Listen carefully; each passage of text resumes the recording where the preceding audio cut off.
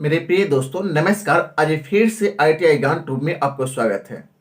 इस वीडियो के माध्यम से हम लोगों ने आपको जो सीखेंगे, आपको जो सीखने की जहाँ तक बात है कि जो मैटर करने की जहाँ तक बात है, पहले आपको कबीर की एक दोहे के बारे में हम जानेंगे।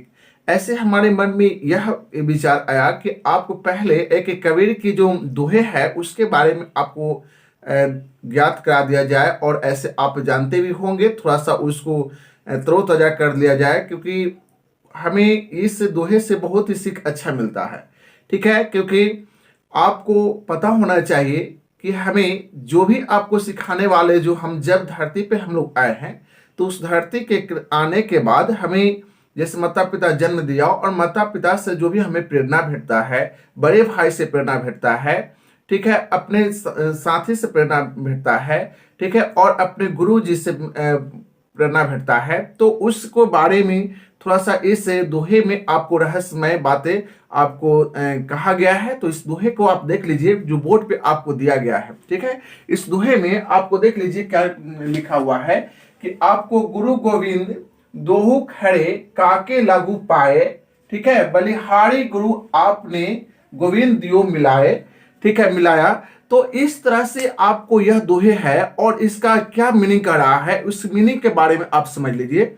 जैसे मीनिंग कर रहा है कि जो आपको कबीर क्या कहते हैं, जो कबीर जो कहते हैं कबीर जी, कि आपको अगर हमारे सामने गुरु और भगवान दोनों एक साथ, ठीक है, खड़े हो, तो आप किसके चरण स्पर्श करेंगे, गुरु को या आपको भगवान को? ठीक है, तो आपको किसको चरण स्पर्श करेंगे? तो उसमें गुरु का जो है कथन है कि गुरु की महिमा भगवान से ऊपर यह इसमें बताया गया है, क्योंकि गुरु जो होता है भगवान से मिलने की रास्ता बताता है, और जो आपके लक्ष्य को रास्ता बताता है वह आपको भगवान से भी ऊपर है। ठीक है, आपके जीवन को मंगलमय होने के लिए, आपके लक्ष्य को मंगलमय होने के लिए जो व्यक्ति आपको एक रास्ता बताता है कि आप इस तरह आप जाएं, और आप वहां पहुंच गए, पहुंचने के बाद यदि आपको मान लेते हैं कि भगवान की रास्ता आपको कोई गुरु बताता है कि नहीं, आपको भगवान के आप पास पहुंच जाना है, और यदि भगवान एक साइड आपके खड़े हो जाते हैं और एक साइड आपके गुरु खड़े हो जाते हैं, तो आपको किनका चरण स्पर्श करेंगे? तो आपको गुरु का चरण स्पर्श करने के लिए इस दोहे में कहा जाता है। ठीक है, क्योंकि आपको गुरु जैसे माता पिता, बड़े भाई, ठीक है, शुरू से जो होता है स्टार्टिंग में आपको माता पिता होते हैं, बड़े भाई होते हैं, आपके साथी होते हैं, ठीक है, जो अच्छे सच्चे साथी होते हैं। इस तरह से आपको जो अच्छे जो समाज में जो रहने वाले होते हैं उससे भी सीखने के लिए कुछ मिलते हैं।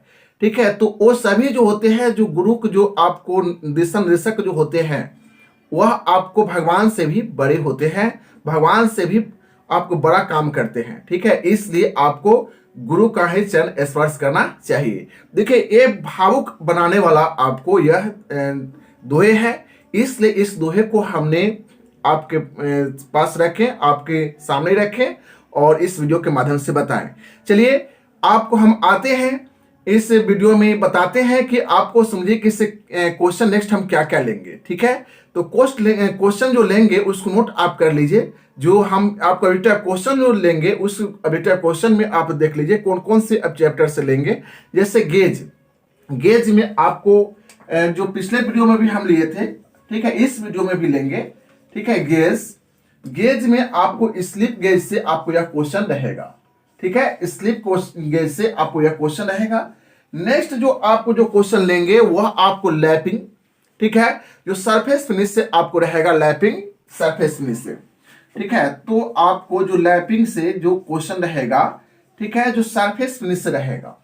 ठीक है, सरफेस आपको फिनिश, सरफेस फिनिश से आपको क्वेश्चन रहेगा बीटा क्वेश्चन में।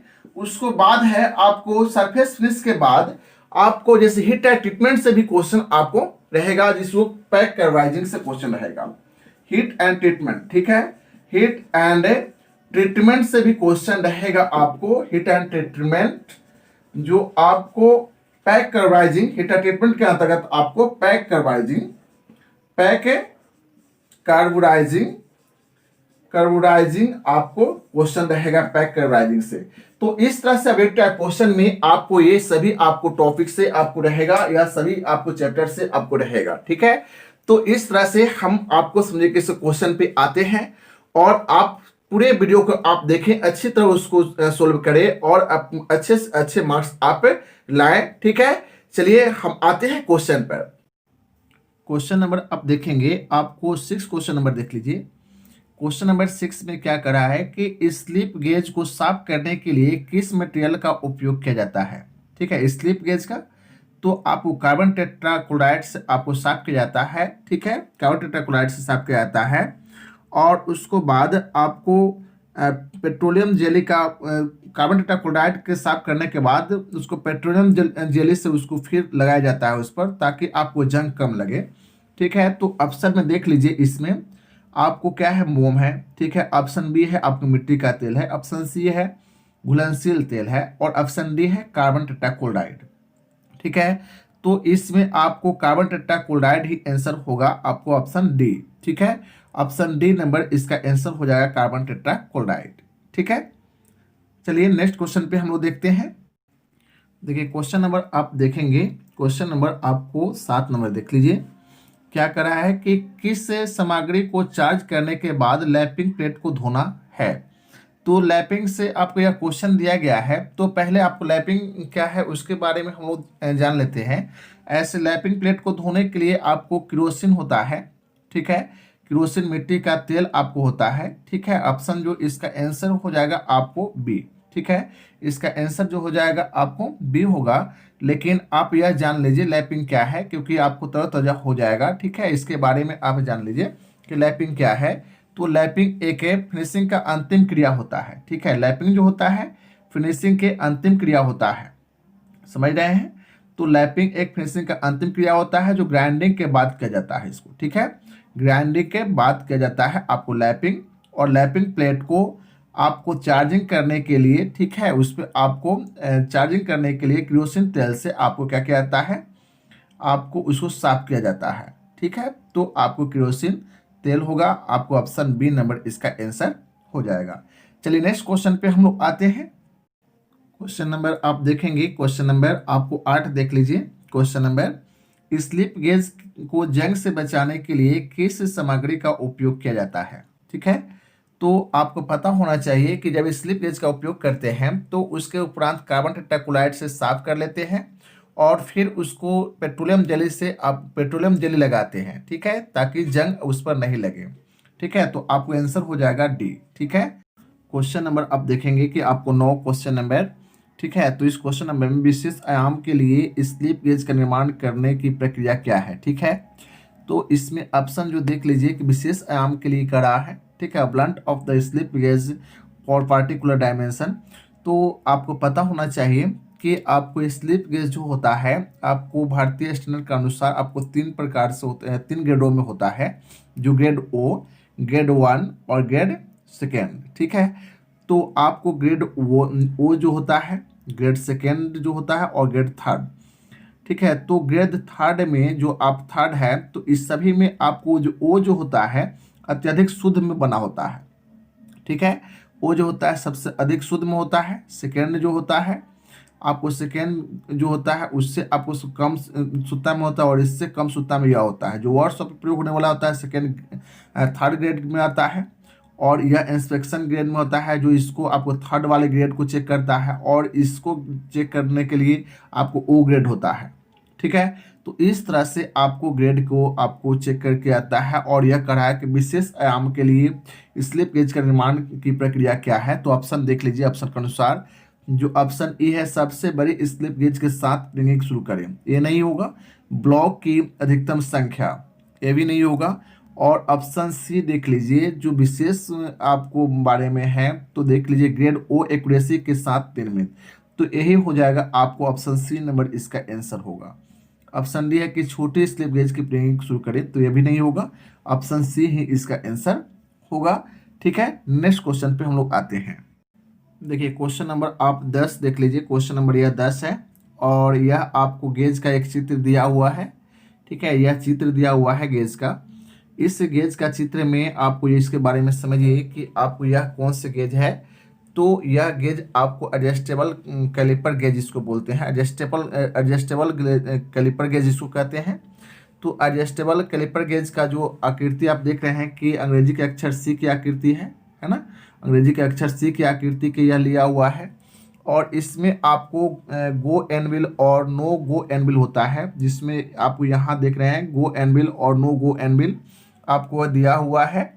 और इसको जब चेक किया जाता है, इसके द्वारा जब को चेक किया जाता है तो जो सिरा आपको जब में एडजस्ट हो गया तो गो हो गया, और जो सिरा आपको एडजस्ट नहीं हो पाया उसको आपको नो गो हुआ। ठीक है, तो यह आपको एक ही जो देख रहे हैं कि दो आपको एनविल दिया हुआ है, जो एनविल आपको एडजस्ट हो गया तो वह गो हो गया, और जो नहीं एडजस्ट हुआ वो नो गो हुआ। ठीक है, तो ऑप्शन में देख लीजिए कि कौन से आपको है। ठीक है, इसमें आप देख लीजिए कि ऑप्शन के अनुसार जो हम देखते हैं कि ऑप्शन डी में है इसका एडजस्टेबल स्नैप गेज। ठीक है, तो एडजस्टेबल स्नैप गेज है आपका आंसर, यही होगा। देखिए क्वेश्चन नंबर बहुत ही अच्छा ये भी क्वेश्चन है दिया गया आपको। 11 नंबर क्वेश्चन देख लीजिए। 11 नंबर क्वेश्चन में किस फिनिशिंग प्रक्रिया में, ठीक है, किस फिनिशिंग प्रक्रिया में डायमेंशन एक्यूरेसी की हाई डिग्री होती है, जो सबसे अच्छा आपको फिनिशिंग होती है। तो आपको फाइलिंग ऑप्शन ए है। ठीक है, और उसको बाद ऑप्शन बी देख लीजिए, जो ऑप्शन बी है टर्निंग। ठीक है, ऑप्शन सी है आपको ग्राइंडिंग, और ऑप्शन डी है लैपिंग। तो आपको सबसे जो अंतिम क्रिया जो होता है फिनिशिंग का वह आपको लैपिंग होता है। ठीक है, तो ऑप्शन आंसर जो हो जाएगा डी ही हो जाएगा, लैपिंग। ठीक है, डी हो जाएगा लैपिंग। चलिए नेक्स्ट क्वेश्चन पे हम लोग आते हैं। क्वेश्चन नंबर आप देखेंगे आपको 12। ठीक है, क्वेश्चन नंबर 12 में किस अपघर्षक के एब्रेसिव, अपघर्षक एब्रेसिव बोलते हैं, तो किस अपघर्षक का उपयोग नर्म इस्पात और अलौह धातु के लिए, अलौह धातु के लैपिंग के लिए किया जाता है। ठीक है, तो आप देख लीजिए इसमें ऑप्शन, जो ऑप्शन में देखेंगे कि आपको सिलिकॉन कार्बाइड जो हार्ड धातु के लिए है, डायमंड भी हार्ड धातु के लिए है, बोर्न कार्बाइड भी हार्ड धातु के लिए है। जो ऑप्शन डी है जो यह आपको नर्म धातु के लिए है, जो फिल्ड एल्यूमिना जिसको बोलते हैं, तो यह आपको नर्म धातु के लिए ऑप्शन डी ही इसका आंसर होगा। ठीक है, आंसर इसका क्या हो जाएगा, ऑप्शन डी। नेक्स्ट क्वेश्चन पे हम लोग आते हैं। क्वेश्चन नंबर आप 13 देख लेंगे। यह क्या करा है कि लैपिंग प्लेट की सतह पर ग्रूव जो क्यों प्रदान किए जाते हैं। ठीक है, ग्रूव क्यों प्रदान किए जाते हैं, तो आपको पता होना चाहिए कि आपको जो लैपिंग प्लेट के सतह पर ग्रूव नहीं रहेगा तो एब्रेसिव जो होता है अपघर्षण को बनाए रखने के लिए, जैसे कि विस्तार, ऑप्शन देख लीजिए, विस्तार की अनुमति देने के लिए, ऑप्शन डी है क्लियरेंस प्रदान करने के लिए, और ऑप्शन सी है अपघर्षक को बनाए रखने के लिए। ठीक है, तो यही होगा आपको टू रिटर्न द एब्रेसिव, जो आप ऑप्शन सी इसका आंसर होगा। ठीक है, ऑप्शन सी इसका आंसर होगा। नेक्स्ट क्वेश्चन पे हम लोग आते हैं। इस वीडियो का लास्ट क्वेश्चन है आपको 14 नंबर, इस वीडियो का लास्ट क्वेश्चन 14 नंबर है, जो आप देखेंगे कि सरफेस हार्डनिंग करने की विधि क्या है। जो आप यहाँ देख रहे हैं एक बॉक्स दिया हुआ है, और यह आपको पैक कर्वराइजिंग का एक यह समझिए चित्र दिया हुआ है। ठीक है, तो केस हार्डनिंग का ही टाइप्स होता है। ठीक है, कर्वराइजिंग, तो यह पैक कर्वराइजिंग का आपको यह चित्र दिया हुआ है, जो इसके बारे में आप देख लीजिए। ठीक है, यह दिया हुआ है, तो पैक कर्वराइजिंग है। इसमें आप ऑप्शन भी देख लीजिए क्या करा है ऑप्शन। तो ऑप्शन में यहाँ देखिए नाइट्राइडिंग है, ऑप्शन बी है आपको पैक कर्वराइजिंग है, और ऑप्शन सी है आपको फ्लेम हार्डनिंग, ऑप्शन डी है इंडक्शन हार्डनिंग। तो ये सभी केस हार्डनिंग के ही टाइप्स है, ये सभी जो है ना केस हार्डनिंग का टाइप्स है। लेकिन आपको पैक कर्वराइजिंग में यह आपको यह बॉक्स दिया हुआ है, जो मवेशी के खोर, ठीक है, और मवेशी का अवशेष पदार्थ से आपको उसमें पैक कर्वराइजिंग की जाती है, और कार्बन को चढ़ाया जाता है धातु पर। ठीक है, तो ऐसे विधि को हम पैक कर्वराइजिंग कहते हैं। तो यह पैक कर्वराइजिंग हो गया आंसर इसका। ठीक है, इस वीडियो को लाइक करें, सब्सक्राइब करें, बेल आइकन को दबा लें, ताकि नए वीडियो का नोटिफिकेशन आप तक पहुंच पाए और आप इसका लाभ उठाएं। Bye bye, take care.